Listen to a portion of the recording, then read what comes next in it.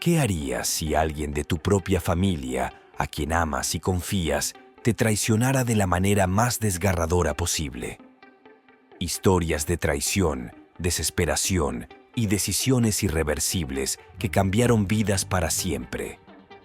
Desde asesinatos premeditados hasta crímenes de pasión, estas tragedias no solo marcaron a las víctimas, sino a todos los que estuvieron cerca de los culpables.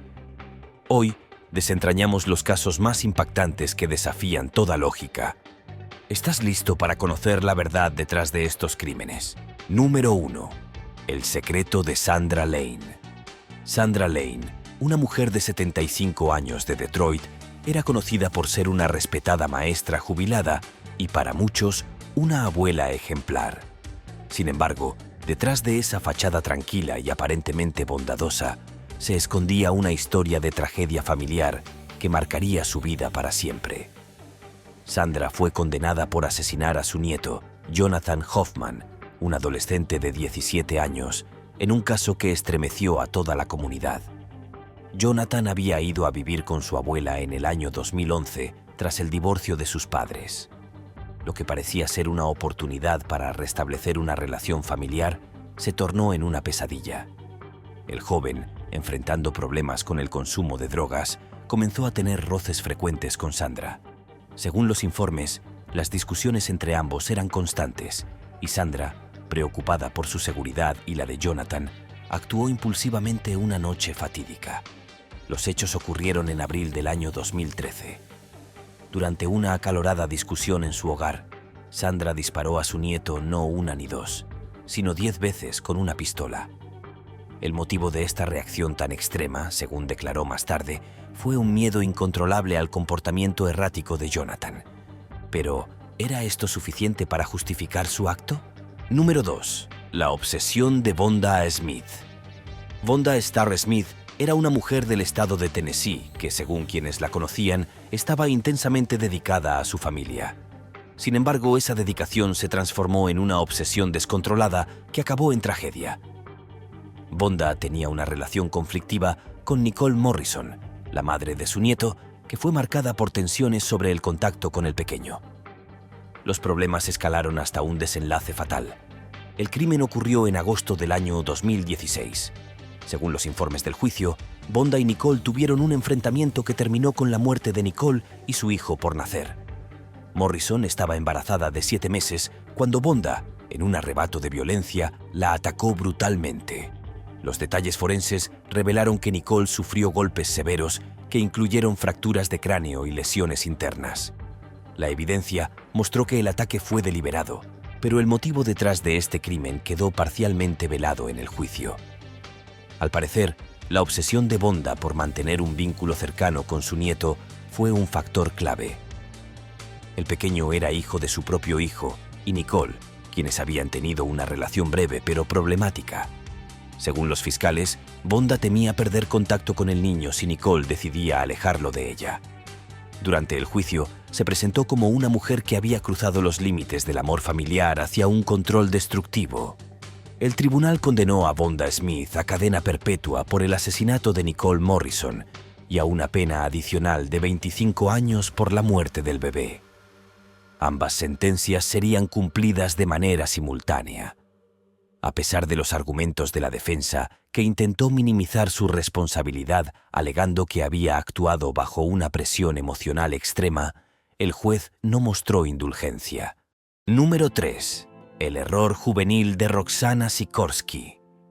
Roxana Sikorsky tenía apenas 15 años cuando su vida dio un giro oscuro y trágico.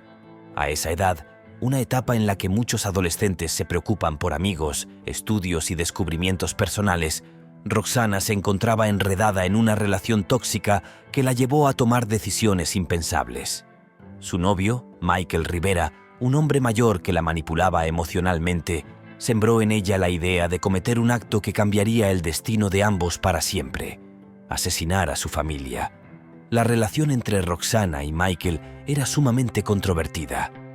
Él temía ser acusado por mantener una relación ilegal con ella y en su desesperación por protegerse, ideó un plan escalofriante: convencer a Roxana de que eliminara a su familia para que nadie pudiera denunciarlo. Lo que siguió fue una mezcla de manipulación psicológica y presión emocional que llevaron a Roxana al borde de un crimen que no llegó a consumarse del todo. En una serie de mensajes de texto presentados durante el juicio, se reveló la magnitud de la influencia de Michael sobre Roxana. Él le enviaba instrucciones explícitas y perturbadoras sobre cómo debía llevar a cabo el ataque. «Córtales el cuello rápidamente», decía uno de los mensajes, mientras que otro sugería que utilizara un cuchillo para filetear pescado, agregando que debía actuar sin dudar. Roxana, aunque inicialmente dudosa, fue convencida por la insistencia de Michael, quien la persuadió de que era la única forma de proteger su relación.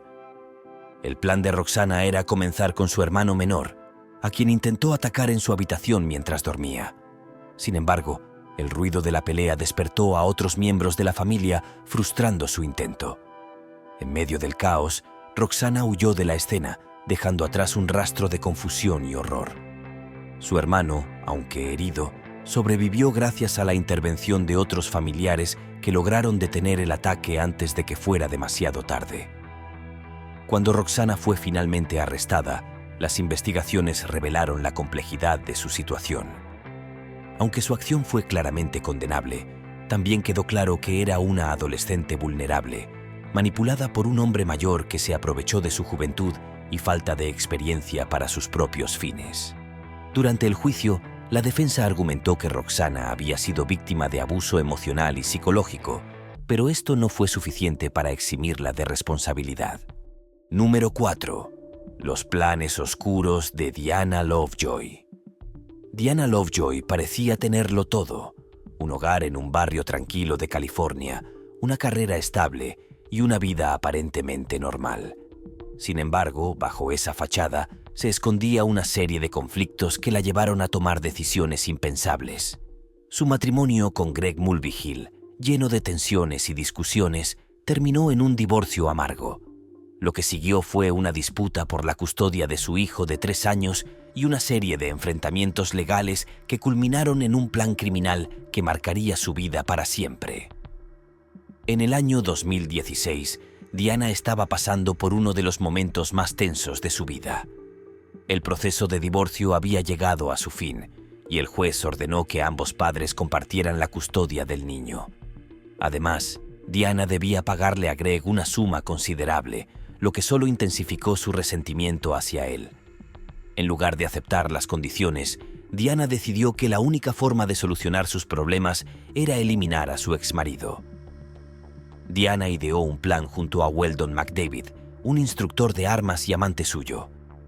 Según los fiscales, Diana convenció a McDavid de que Greg la había agredido sexualmente a ella y a su hijo, una acusación que no fue respaldada por pruebas. Con esta mentira, manipuló a McDavid para que la ayudara a llevar a cabo su plan: asesinar a Greg. El 1 de septiembre del año 2016, McDavid contactó a Greg haciéndose pasar por un informante que tenía información crucial para él. Convenció a Greg de que se reunieran en un sendero oscuro cerca de Carlsbad. Cuando Greg llegó al lugar, McDavid lo emboscó con un rifle de cañón largo y le disparó. Afortunadamente, Greg logró escapar con vida, aunque resultó gravemente herido. El caso tomó un giro inesperado cuando Greg, desde el hospital, proporcionó detalles que llevaron a las autoridades directamente hacia Diana y McDavid. La investigación reveló el plan meticuloso que ambos habían orquestado y las pruebas en su contra eran abrumadoras. Durante el juicio se presentaron mensajes de texto, grabaciones de llamadas y testimonios que desmentían la versión de Diana sobre los supuestos abusos. Diana fue condenada a 26 años de prisión, mientras que McDavid recibió una pena aún mayor, entre 50 años y cadena perpetua. Número 5. La tragedia de Tatiana Fusari. Tatiana Fusari era una joven madre de 30 años que vivía en Michigan junto a su esposo Seth Welch. Juntos formaban una pareja que inicialmente era vista como devota y comprometida con sus creencias religiosas. Sin embargo, detrás de esta fachada se escondía una situación que culminaría en una tragedia devastadora, una tragedia que sacudió no solo a su comunidad, sino a toda la nación. La pareja fue condenada por la muerte de su hija, Mary Welch, una bebé de apenas 10 meses que falleció a causa de desnutrición severa y deshidratación. Según las investigaciones, los padres se negaron a alimentar adecuadamente a su hija, argumentando que su fe en Dios les dictaba no buscar ayuda médica ni interferir en los designios divinos. Este enfoque extremo los llevó a ignorar las señales evidentes de que su bebé estaba en peligro. La autopsia reveló detalles desgarradores. Mary apenas había aumentado de peso desde que nació, y al momento de su muerte pesaba menos de 4 kilos, un peso alarmantemente bajo para una bebé de su edad. Los médicos forenses determinaron que Mary había sufrido hambre prolongada, algo que habría sido evidente para cualquier persona que la viera. Sin embargo, sus padres insistieron en que no habían hecho nada malo, atribuyendo la muerte de su hija a la voluntad de Dios. La tragedia salió a la luz cuando Seth Welch llamó al número de emergencias para reportar que su hija no estaba respirando. Cuando los socorristas llegaron al lugar, encontraron el cuerpo de Mary en un estado lamentable, con los ojos hundidos y la piel extremadamente pálida. Según los informes, la bebé ya llevaba al menos 72 horas muerta cuando se realizó la llamada. El juicio de Tatiana y Seth atrajo la atención de los medios de comunicación debido a la naturaleza perturbadora del caso.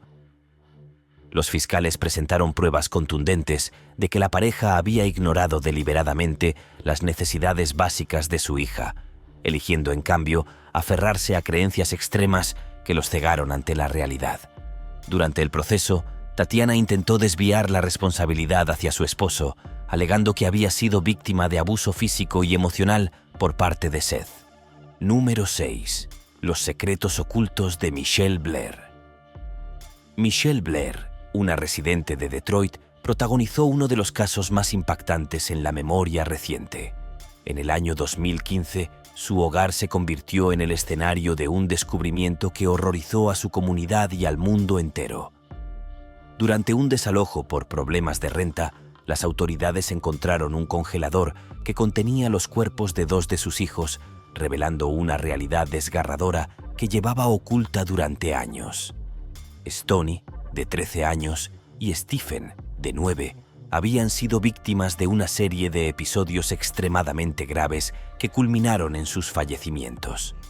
Según las investigaciones, Michelle afirmó que sus acciones fueron provocadas por incidentes dentro del hogar relacionados con el comportamiento hacia otro de sus hijos menores. En lugar de buscar apoyo o intervención, optó por manejar la situación de manera personal, lo que llevó a un desenlace trágico. Michelle explicó en declaraciones posteriores que sus actos habían sido motivados por una necesidad de proteger a su hijo menor, Matthew. Sin embargo, las decisiones tomadas y la manera en que se desarrollaron los acontecimientos mostraron un cuadro de extremos emocionales. Durante los interrogatorios, Michelle no expresó remordimiento, afirmando que había hecho lo que consideraba necesario. El juicio fue seguido de cerca por los medios, debido tanto a la naturaleza del caso como a la frialdad que Michelle mostró al relatar los detalles. En su testimonio, dijo que tomó medidas drásticas cuando se enteró de las interacciones negativas entre sus hijos mayores y el menor. Según su versión, este descubrimiento fue suficiente para desencadenar lo que describió como un sentimiento de protección desmedida hacia Matthew. Número 7. Bonnie Duarte y el accidente fatal. Bonnie Duarte, residente de California, tenía una vida que parecía estar bajo control, al menos en apariencia. Pero la noche del accidente que cambiaría su destino y la de 3 jóvenes adolescentes fue el punto de no retorno. En febrero del año 2018, Bonnie se vio involucrada en un trágico accidente de tráfico que terminó con la vida de 3 personas. Esta tragedia, además, expuso las consecuencias devastadoras de las decisiones impulsivas y el comportamiento irresponsable al volante. La historia comenzó cuando Bonnie, que en ese momento tenía 40 años, decidió ponerse al volante de su coche, a pesar de estar bajo los efectos del alcohol. En el momento del incidente, su nivel de alcohol en sangre era 3 veces superior al límite legal permitido para conducir. A pesar de que esta decisión podría haber tenido consecuencias fatales para ella y para otras personas, Bonnie se subió a su Hyundai Sonata y condujo por la Pacific Coast Highway en el condado de Orange, California. En la intersección de Magnolia Street y Pacific Coast Highway, Bonnie se detuvo en un semáforo en rojo. En ese momento, Un Toyota Corolla que circulaba detrás de ella no pudo frenar a tiempo debido a la velocidad a la que iba, lo que provocó que el Toyota se estrellara violentamente contra el vehículo de Bonnie. El impacto fue tan fuerte que el Corolla fue impulsado hacia un poste, lo que provocó un incendio inmediato. A bordo del Corolla iban 4 jóvenes, 3 de los cuales perdieron la vida en el acto. Dylan Mack, de 18 años, Brooke Hawley, de 17, y A.J. Rossi, de 17 años, murieron a causa de las graves quemaduras y lesiones sufridas en el choque. El cuarto ocupante del vehículo, Alexis Vargas, sobrevivió, aunque con heridas graves que requirieron tratamiento médico intensivo. Los testigos del accidente y los servicios de emergencia describieron la escena como un caos. El cuerpo de los 3 jóvenes quedó atrapado dentro del coche, mientras el fuego consumía rápidamente el vehículo. Cuando Bonnie fue arrestada, su nivel de alcohol en sangre fue de 0.3%, es decir, 3 veces superior al límite legal. Durante el juicio, Bonnie declaró que no recordaba gran parte de lo sucedido esa noche debido al alto grado de intoxicación en el que se encontraba. Número 8. Shelby Isaac y el crimen en la tienda.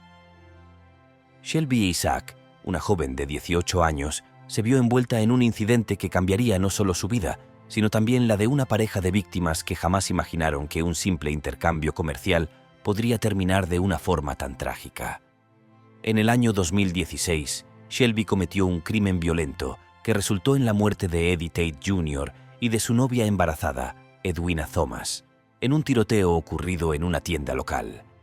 Este caso resaltó la rapidez con la que una pequeña disputa puede escalar a la violencia cuando las tensiones no son controladas.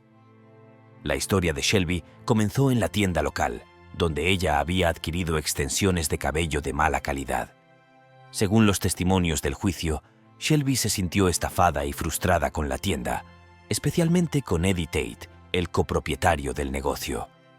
Aunque en un principio parecía una queja común, la situación rápidamente escaló cuando Shelby decidió que la única manera de resolver su problema era robar el dinero que sentía le debían. En la madrugada del 22 de enero de 2016, Shelby fue al establecimiento, aparentemente con la intención de obtener un reembolso por las extensiones de cabello. Las cámaras de seguridad captaron el momento en que comenzó a discutir con Eddie. En un giro inesperado, la conversación se tornó violenta y en un arranque de furia, Shelby disparó a Eddie en el pecho. Edwina, quien estaba en el coche, también fue alcanzada por las balas, perdiendo la vida junto con Eddie. Lo que parecía un simple robo o una disputa por un reembolso terminó siendo un acto de violencia brutal que afectó profundamente a la comunidad. Shelby huyó de la escena, pero poco después fue arrestada. En el juicio, su defensa intentó argumentar que el tiroteo había sido una reacción impulsiva ante una situación tensa, pero las pruebas y los testimonios indicaron que Shelby había planeado el ataque con premeditación. Número 9. Shayna Hubers y el crimen de pasión. Shayna Hubers, una joven de 21 años de Kentucky, fue la protagonista de un caso que conmocionó tanto a su comunidad como a la nación. En el año 2012, Shayna disparó y mató a su novio, Ryan Poston, un abogado de 23 años, en lo que inicialmente se consideró un crimen de pasión, pero que a medida que avanzaba el juicio, se revelaron aspectos más oscuros sobre su relación. La historia de Shayna es una de obsesión, celos y desesperación que terminó con un asesinato premeditado. Todo comenzó con una relación tumultuosa. Shayna y Ryan habían estado saliendo durante aproximadamente 2 años. Según los testimonios, la relación estaba llena de altibajos, marcados por peleas constantes, celos y tensiones emocionales. A lo largo de su tiempo juntos, Ryan había intentado terminar la relación en varias ocasiones, pero Shayna siempre lo convencía de que se quedara. Sin embargo, lo que parecía ser una historia de amor tormentosa se convirtió en algo mucho más peligroso cuando, en un arrebato de celos, Shayna decidió tomar una decisión fatal. La noche del asesinato, Shayna y Ryan tuvieron una discusión, como muchas otras, pero esta vez el conflicto se salió de control. Después de una acalorada pelea en su departamento, Shayna alegó que Ryan la había empujado y la había insultado. En medio de la tensión, Shayna se armó de un revólver y disparó a Ryan 6 veces, matándolo en el acto. Luego llamó al 911 y le dijo a la operadora: «He disparado a mi novio». Al principio, sus palabras fueron interpretadas como una confesión de un crimen impulsivo, pero a medida que la investigación avanzó, quedó claro que había mucho más detrás de este asesinato. Número 10. El crimen de Elizabeth Scalona. Elizabeth Scalona, una madre de Texas, se convirtió en el centro de uno de los casos más escalofriantes en la historia reciente del sistema judicial estadounidense. En septiembre del año 2011, Elizabeth asesinó a su hija de 2 años, Jocelyn Cedillo, en un ataque brutal que dejó a la comunidad de Dallas conmocionada. La historia de Elizabeth está marcada por la violencia doméstica, el abuso infantil y un desenlace trágico que no solo terminó con la vida de una niña, sino también con la esperanza de una madre que finalmente cayó en una espiral de desesperación. El caso comenzó cuando Elizabeth, en un ataque de ira, golpeó a su hija de forma severa. Según las investigaciones, Jocelyn había tenido un accidente al orinarse en sus pantalones, lo que provocó la reacción desproporcionada de su madre. Elizabeth golpeó a la niña repetidamente con sus puños y le provocó múltiples lesiones internas. Después de golpearla, Elizabeth continuó sometiéndola a un castigo físico extremo. La niña sufrió hematomas, golpes en la cabeza y fracturas, todo lo cual la llevó a un estado crítico. Lo más desgarrante de este caso fue que los otros hijos de Elizabeth fueron testigos de la violencia. Algunos informes revelaron que los niños pequeños, aterrados, vieron cómo su madre golpeaba a Jocelyn con brutalidad. Los servicios de emergencia fueron llamados cuando Elizabeth descubrió que su hija ya no respiraba, pero cuando los paramédicos llegaron al hogar, Jocelyn ya estaba muerta. La autopsia confirmaría que Jocelyn había sufrido una hemorragia cerebral y lesiones graves en su cuerpo debido a los golpes. Elizabeth fue arrestada y durante el proceso judicial se presentó una defensa basada en su difícil historia de vida. Durante su testimonio, Elizabeth habló de cómo había sido víctima de abuso en su propia infancia y cómo sus experiencias pasadas la habían dejado emocionalmente dañada. Número 11. Jodi Arias y el crimen de Travis Alexander. Jodi Arias es conocida por protagonizar uno de los casos más mediáticos y controvertidos en la historia criminal de Estados Unidos. En el año 2008, Jodi asesinó a su exnovio Travis Alexander en un crimen brutal que dejó una marca imborrable tanto en las personas cercanas a las víctimas como en los observadores del caso. A lo largo del juicio, la acusada presentó una versión de los hechos que fue cuestionada en múltiples ocasiones, y su historia pasó de ser la de una víctima a la de una persona calculadora que había cometido un asesinato premeditado. Todo comenzó con la relación entre Jodi y Travis, que, aunque corta, fue intensa. Jodi, que había conocido a Travis en una convención de ventas, rápidamente se encariñó con él.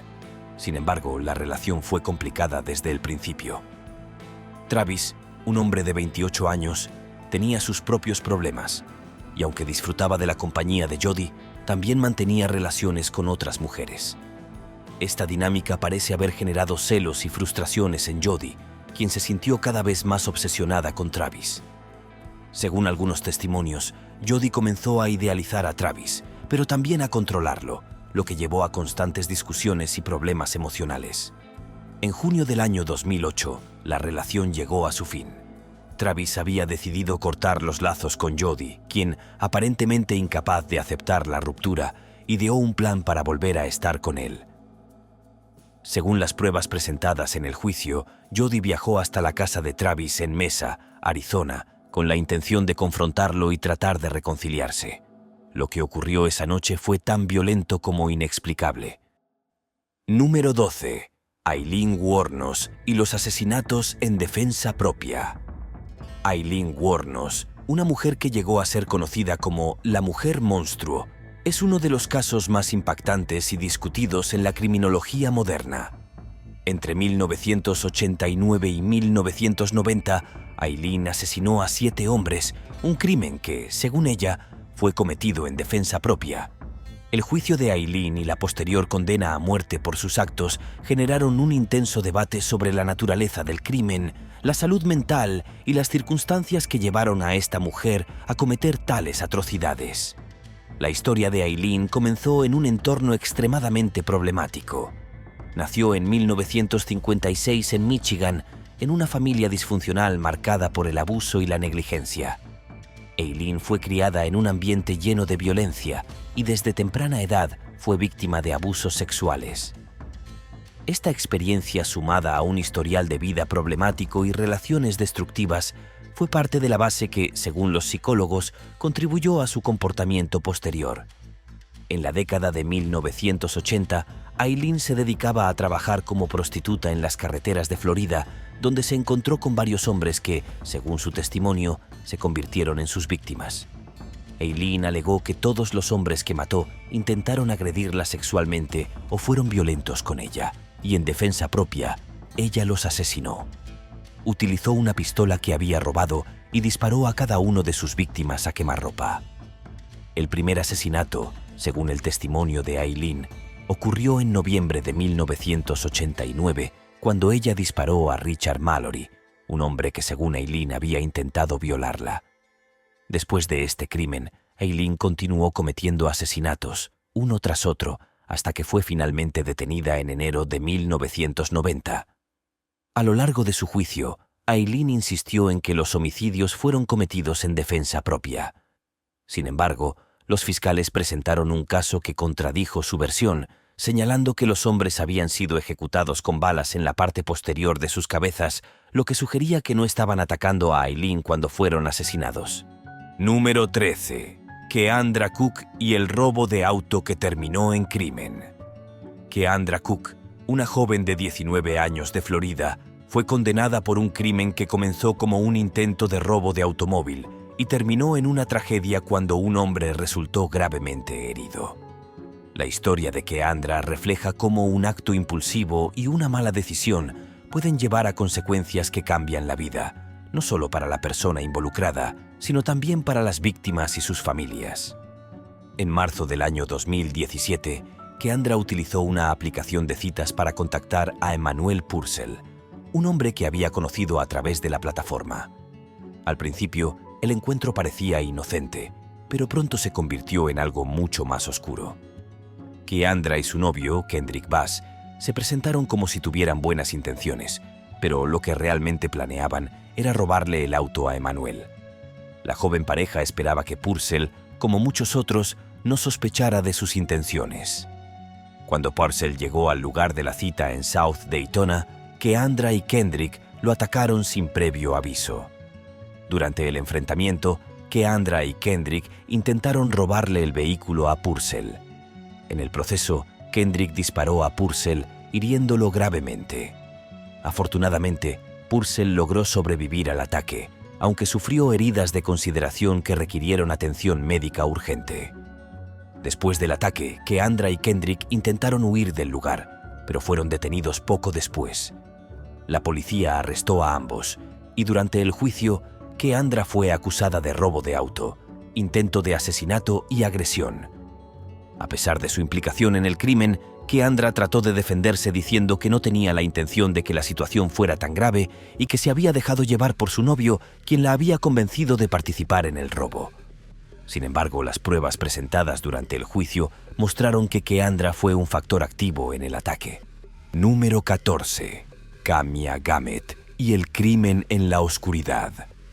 Kamia Gamet, una mujer de 31 años, protagonizó un caso que sorprendió a su comunidad y dejó una fuerte impresión en la opinión pública.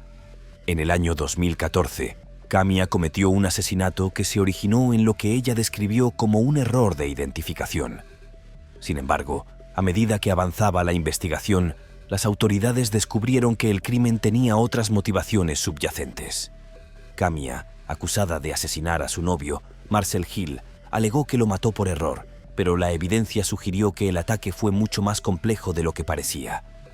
Kamia vivía en un hogar donde las tensiones familiares y los problemas emocionales eran frecuentes.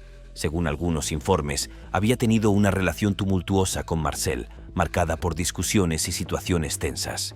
Sin embargo, lo que parecía una noche más de problemas personales y desacuerdos se transformó rápidamente en una tragedia mortal. Kamia, en una noche en que estaba bajo el efecto de la angustia y la confusión, se despertó en medio de la oscuridad de su casa y al escuchar ruidos extraños, creyó que estaba siendo atacada por un intruso. En ese estado de pánico, Kamia tomó un cuchillo de la cocina y comenzó a defenderse, sin darse cuenta de que la persona en su casa era su propio novio, Marcel. Cuando Kamia se dio cuenta de lo que había hecho, ya era demasiado tarde. Marcel había sufrido varias puñaladas en el pecho y en el abdomen, lo que resultó en su muerte poco después del ataque. Kamia, horrorizada por lo sucedido, trató de reanimarlo, pero el daño ya era irreversible. Cuando la policía llegó al lugar, Kamia les explicó que había confundido a Marcel con un intruso, pero las pruebas de la escena del crimen indicaron algo diferente. Las heridas infligidas no fueron el resultado de un ataque apresurado o descontrolado. Al contrario, el modo en que se realizó el ataque sugirió que Kamia había tenido el control de la situación en todo momento.